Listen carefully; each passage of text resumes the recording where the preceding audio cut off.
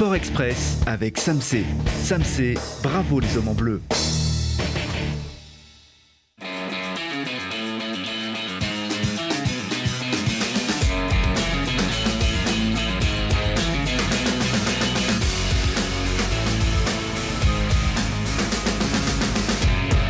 Bienvenue à tous, le JT des petites victoires, des grands exploits et des belles histoires. On ne manque jamais de matière à Grenoble. Grenoble, la capitale du rugby féminin, plus que jamais. Et Grenoble bat son propre record d'affluence pour un match du tournoi des 6 nations féminins. 18 604 personnes sont venues faire la fête avec le 15 de France qui recevait le Pays de Galles au Stade des Alpes ce dimanche et qui n'ont pas fait de détails. Les Bleus, victoire 39-14, 6 essais contre 2 marqués par les Françaises, parmi lesquels 5 joués à domicile. Alexandra Chambon, demi de mêlée, était titulaire pour la deuxième fois seulement avec les Bleus. Et puis Emeline Gros, Mana et Feleou sont entrés en seconde mi-temps, comme la jeune pépite des Amazones, Ambre Moyembe, 19 ans, qui honorait sa deuxième sélection. Sans oublier Maëlle Philopon, originaire de Miribel-Lanchâtre, qui joue depuis quelques années déjà à Toulouse. Et malgré leur score fleuve depuis le début du tournoi, elles sont deuxièmes, les Françaises, derrière l'Angleterre. C'est serré, ça promet un 5e et dernier match fou contre le 15 de la Rose samedi prochain.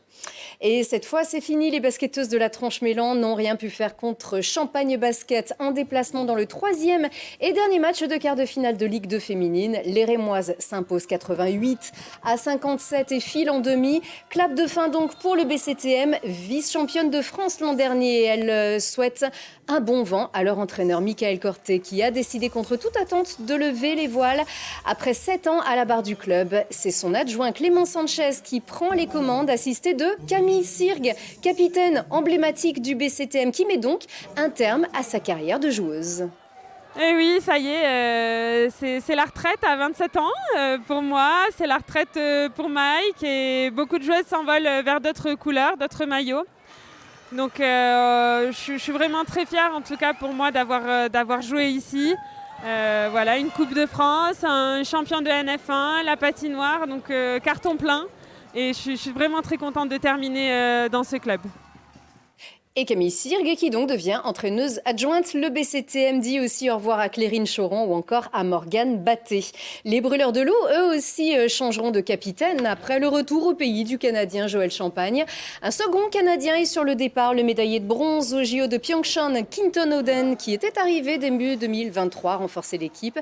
Et puis on apprend ce lundi que les Grenoblois Sacha Trey, Dylan Fabre et Pierre Crinon sont appelés en équipe de France pour disputer les mondiaux qui auront lieu à Riga en Lettonie et à Tampere en Finlande du 12 au 28 mai prochain. On rappelle que Sacha Trey, qu'on voit ici, a été sacré meilleur joueur de Ligue Magnus cette saison et Dylan Fabre meilleur espoir, avant de voir leurs espoirs de titre s'envoler à Rouen. Mais il y aura encore une vraie finale du championnat de France à Rouen qui se joue à Grenoble, qui se joue sur un match décisif à Pôle Sud ce mardi à 20h15. La réserve des Brûleurs de Loup, autrement dit les Grizzlies de Grenoble-Vaujany, exclusivement composée de jeunes du centre de formation de Grenoble, joue le match du titre en D2 contre Meudon. Meudon qui était mené 2-0 et qui est revenu à 2 matchs partout ce week-end. Verdict donc demain en public contre la Somme, au choix de 2, 5 ou 10 euros destinés à soutenir la formation d'excellence grenobloise. En bref, encore c'est fait, les handballeurs du GSMH Grenoble-Saint-Martin-d'Air montent en National 1. C'est la 3e division nationale après avoir survolé la saison.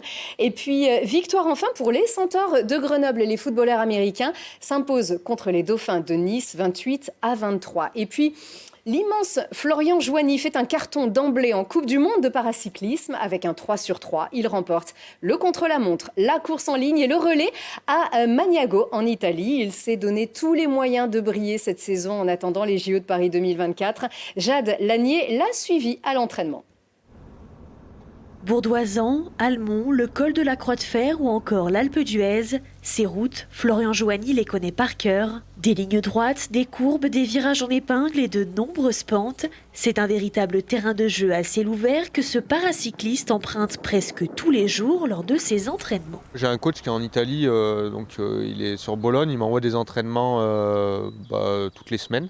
Après, il adapte toujours le jour, mais je m'entraîne à peu près 6 jours sur 7 et c'est des séances variables. Ça va de 5-6 heures sur des séances plus courtes qui font 1h30, 2h. Il y a aussi un aspect mental, donc là j'ai un coach mental que je vois en visio généralement une fois tous les 15 jours, qui m'apporte des astuces pour aborder les compétitions plus sereinement. Ce jour-là, le champion de France de handbike s'entraîne durant 1h40 sur les routes de Loisan. Une séance courte mais intense avec un parcours de 50 km et 500 mètres de dénivelé. On essaie de varier les exercices. Il y a des moments où on fait des séances longues, plutôt d'endurance. Et puis là, c'était plutôt une séance de PMA, donc puissance maximale aérobie. Donc avec des exercices courts mais assez intenses. Donc voilà, au niveau musculaire, ça sollicite pas mal les bras, les épaules. Champion du monde de paracyclisme, l'athlète veut conserver son titre et atteindre de nouveaux objectifs. Je pense surtout à Paris l'année prochaine.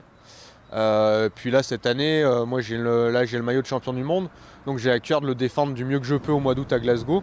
Donc c'est des objectifs qui vont être importants dès cet été. Triple médaillé lors des Jeux paralympiques de Tokyo en 2021, Florian Joanny espère faire aussi bien lors des JO de Paris en 2024. Et plus près de nous, le GF38 se déplace ce lundi soir à Bordeaux, 3e de Ligue 2. Et la fin de saison se précise pour les Grenoblois qui donc ne lâcheront rien, ni face aux premiers, ni contre la Lanterne Rouge Niort qui se déplacera au Stade des Alpes samedi à 19h. Et puis une glisse en remplace une autre quand les pistes sont fermées. La piste de la patinoire s'offre aux joies du curling avec les tout meilleurs de la discipline. Le 5e tournoi international de Vaujany, le challenge Jean-Paul Basset, oppose 24 équipes de France, de Suisse et de Belgique samedi et dimanche, avec à la clé des points précieux pour le classement français et un coup de projecteur aussi sur ce sport étonnant, mêlant adresse, concentration et stratégie, et c'est en public. Allez-y, on en reparle lundi prochain. Très bonne semaine.